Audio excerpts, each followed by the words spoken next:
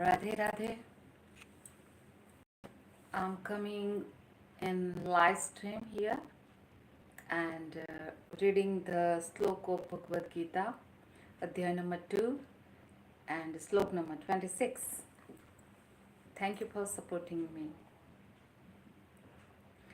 न बुद्धिभेदं जनयेद् ज्ञानं कर्मसङ्गीनां जोषये सर्वकर्माणि विद्वान् युक्तः समाचरन्.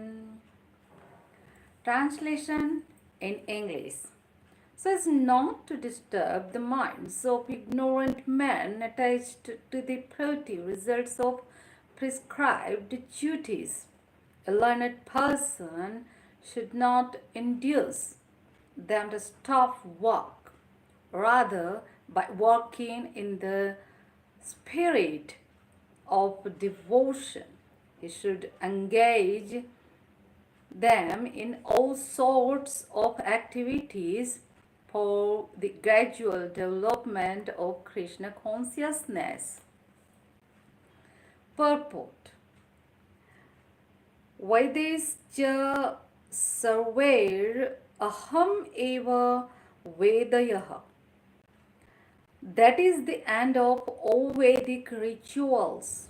All rituals, all performances of sacrifices, and everything that is put into the Vedas, including all direction for material activities, are meant for understanding Krishna, who is the ultimate goal of life.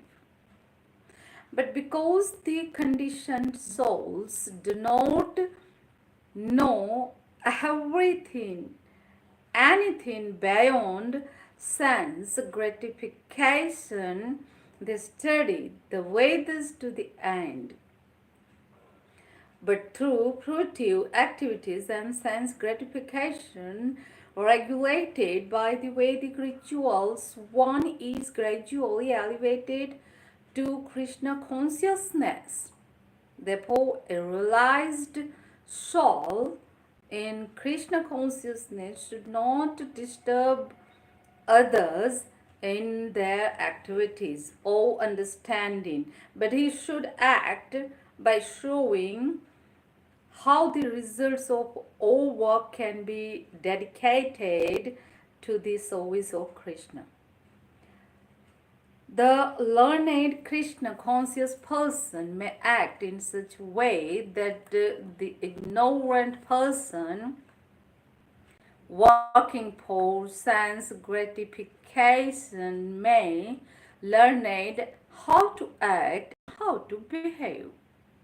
Although the ignorant man is not to be disturbed in his activities, a slightly developed Krishna conscious person may directly be engaged in the service of the Lord without waiting for other Vedic formulas.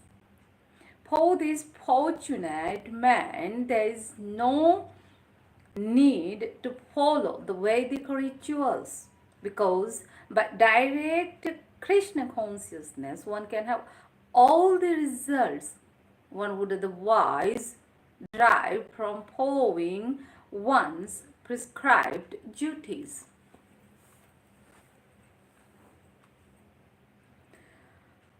Slok number 27.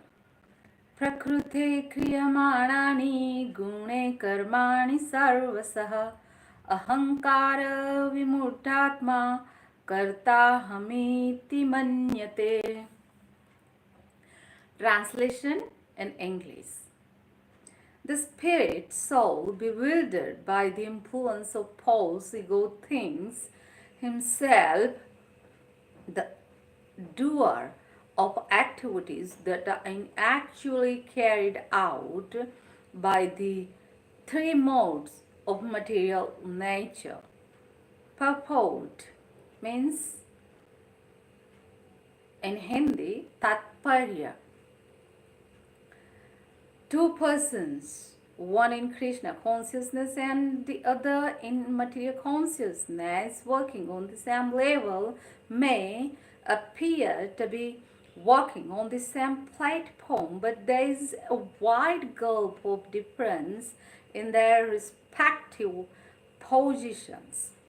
The person in material consciousness is convinced by Paul's ego that he is the doer of everything. He does not know that the mechanism of the body is produced by material nature, which works under the supervision of the Supreme Lord. The materialistic person has no knowledge that ultimately he is under the control of Krishna. The person in Paul's ego takes all credit for doing everything independently, and that is the symptom of his nascence. He does not know that this gross and subtle body is the creation of material nature under the order of the Supreme Personality of Godhead. And such his bodily and mental activities should be engaged in the service of Krishna, in Krishna consciousness. The ignorant man forgets that the Supreme Personality of Godhead is known as Rishikesh, or the master of the senses of the material body, for due to his long misuse of the senses in sense gratification, he is practically bewildered by the false ego, which makes him forget his eternal relationship with Krishna. Slok number 28 of Adhyay 2, means chapter 2 of Bhagavad Gita. Tattvavittu mahabaho gunakarma vibhagayoho gunagunesu vartanta iti matva na sajjate.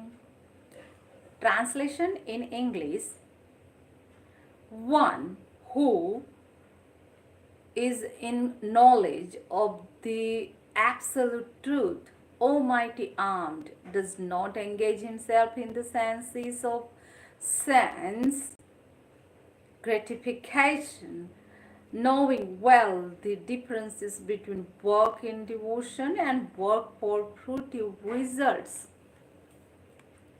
Purport means in Hindi Tatparya.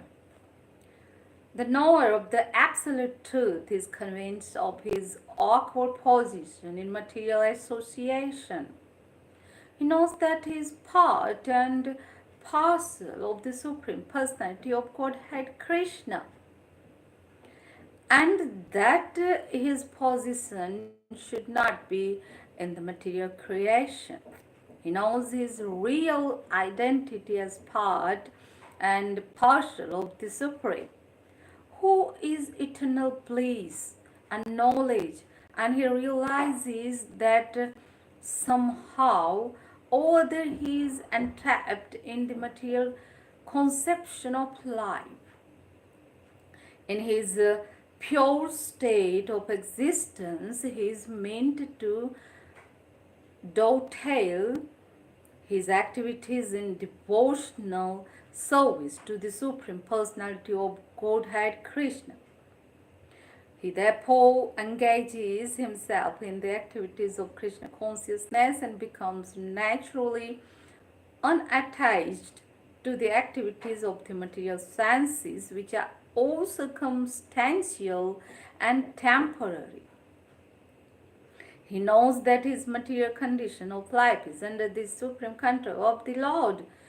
Consequently, he is not disturbed by all kinds of material reaction, which is he considers to be the mercy of the Lord.